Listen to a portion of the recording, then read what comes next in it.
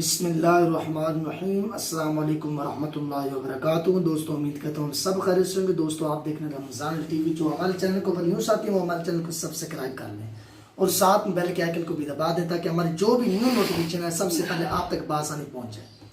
تو دوستوں ویڈیو کی طرف بڑھتے ہیں۔ آج جو میں آپ کو جس موضوع کے اوپر میں ویڈیو بنانے والا ہوں، جو آپ کو بتانے والا ہوں، وہ 3 گناہ ہیں جو گناہ کبیرہ ہیں، جس کے کرنے کی وجہ سے آسمان بھی ہل جاتا ہے، زمین بھی روتی ہے، اور اس کے بارے میں اللہ پاک نے جو ہے سزا ہر حالت میں، وہ جو شخص گناہ کرتا ہے یہ گناہ اس کے لیے سزا مقرر کی ہے۔ نمبر 1 زنا۔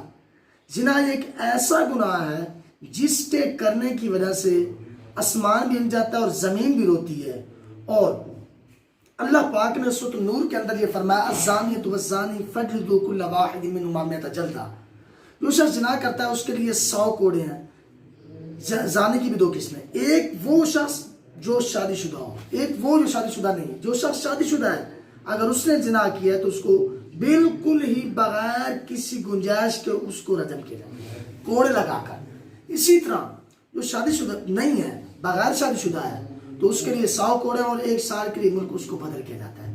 اسی طرح نمبر 2 گناہ جو گناہ کبیرہ ہے وہ گناہ لواطت ہے۔ دوسرے نمبر پر یہ وہ گناہ ہے جو مرد کے ساتھ کرتا ہے، جو زمانہ ماضی میں قوم لوط نے کیا۔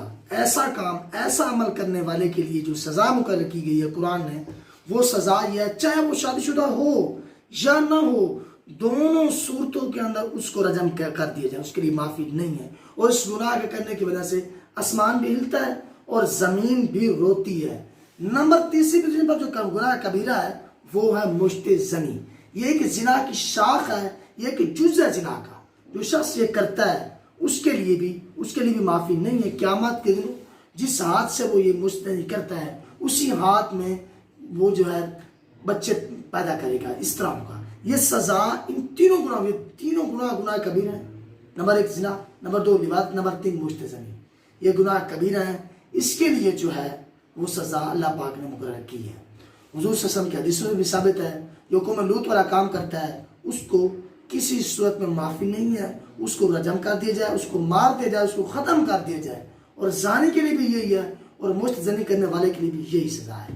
ان کے گناہ کی وجہ سے یہ تینوں گناہ ایسے گناہ ہیں جو شخص کرتا ہے اس کے چہرے سے نور ختم ہو جاتا ہے اور اس کے رزق سے برکت کو اٹھا لیا جاتا ہے، اور اس کی جو زندگی ہے، جو لمبی اس کی زندگی ہے، جو شخص یہ کام کرتا ہے اگر اس کی لمبی زندگی ہو تو اس کی زندگی کم ہو جاتی ہے ان تینوں گناہوں کو کرنے کی وجہ سے۔ نمبر 1 زنا، نمبر 2 لواطت، نمبر 3 مشت زنی۔ یہ تینوں ایسے گناہ ہیں جو انسان کا چہرے کا نور ختم کر دیتے ہیں، جو مال میں رزق ہوتا ہے اس کو ختم کر دیتے ہیں، اور مشکلات کا انسان کو سامنا کرنا پڑتا ہے۔ دوستوں امید کرتا ہوں آپ کو میری چھوٹی سی ویڈیو پسند آئے گی۔ پسند آئی تو لائک کرنا نہ بھولے گا، شیئر کرنا بالکل نہ بھولے گا۔ دوستوں اپنا بہت سارا خیال رکھے گا۔ ملتے ہیں آنے والی ویڈیو میں، تب تک کے لیے اللہ حافظ۔